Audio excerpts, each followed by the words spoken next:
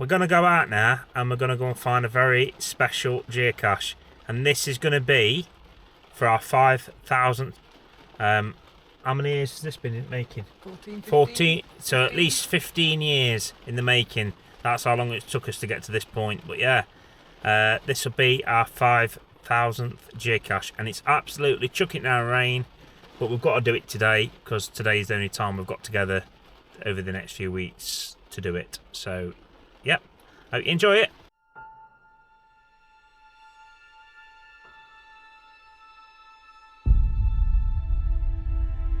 Me and Shelley are in Nottingham today to do a very special geocache. This will be our 5,000th geocache. So we're hoping to have some success. The weather's absolutely shocking today, but hopefully we'll get this geocache found. I hope you enjoy it. So here we are at the Heritage Trail. Oh, it just tells you where to start, look. Yeah. You start at number 1. Oh, it's taking us, this is literally what we're doing for the ad labs. Yeah. Not them though. No. So the ferry crossing, Yeah. we'll check the ferry crossing out. Yeah. And then to the church, then the village green, Yeah. which is what we've just seen. Yeah. Then round, I'm guessing we can go this way.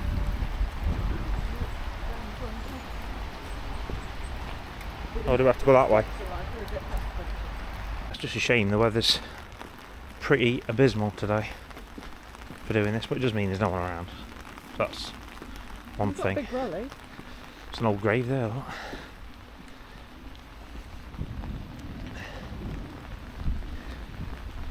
Can't really.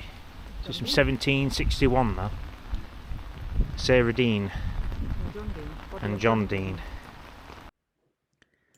Captain John Dean, born 1679 and died in 1761, was an English sailor with a long career in the Royal Navy and the Russian Navy.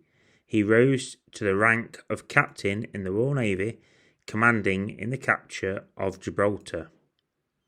Dean later commanded a trading vessel, the Nottingham Galley, shipwrecked on Boone Island in 1710. Dean spent 1714 to 1721 in the service with the Tsar Peter the Great, commanding a Russian naval ship. Then he worked in Flanders as British consul to the port of Ostend until 1736. He then retired to his native Wilford in Nottingham. He died in 1761 from injuries in a violent assault. His wife died the very next day. With pipes, I don't know what they're for, unless it's for flooding. You what? Yeah, the river is high, very high. So we're heading to this structure here.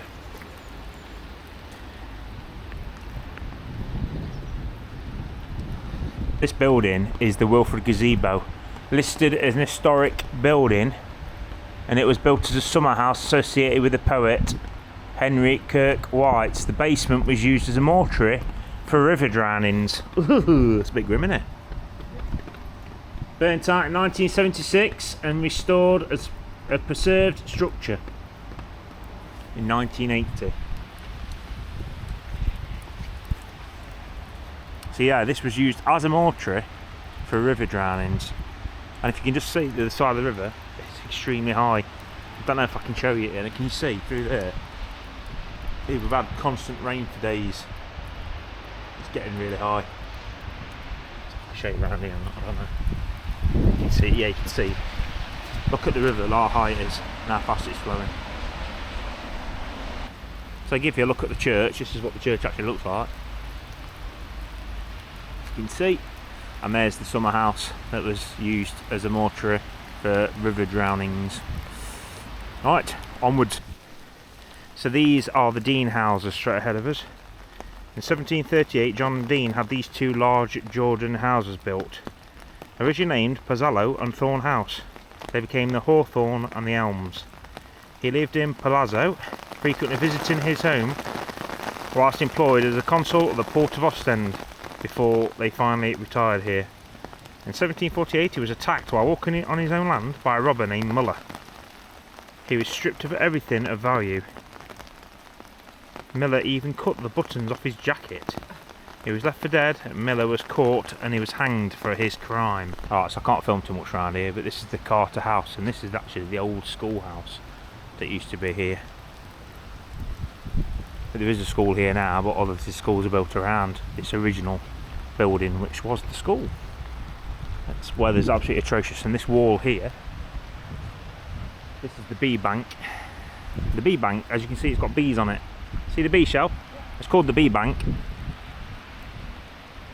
Originally built in the 18th century by Dutch experts following centuries of disastrous floods. Obviously the river Trent's just at the side of this.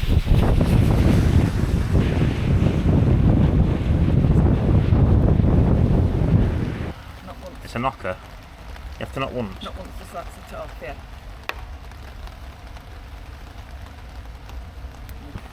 Just to show you.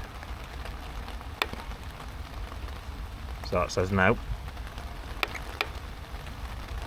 That says no. Yay! So I've just had a look, and the first cache we did was the 7th of March 2009. That's how long we've been geocaching for. So yeah, we did it. It was chuck it down rain.